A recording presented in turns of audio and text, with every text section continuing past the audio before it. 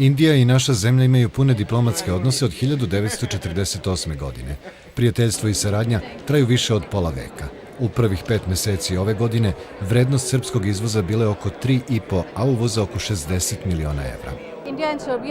Indija i Srbija imaju veoma jake temelje bilateralnih odnosa, a u budućnosti ćemo nastojati da razvijamo odnose sa Srbijom u svim aspektima i na obostranu korist.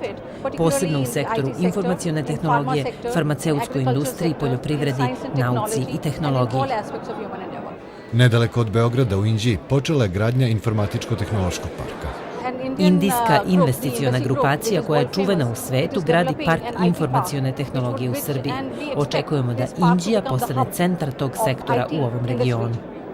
Kamen temeljac za IT park u Inđiji položen je 19. aprila prošle godine. U prvoj fazi Embassy Group treba da uloži 30 od 500 miliona dolara. Sada se čeka upotrebna dozvola. Za sada to je najveća indijska investicija u Srbiji. Za Dnevnik RTS-a Nebojša Kotlajić.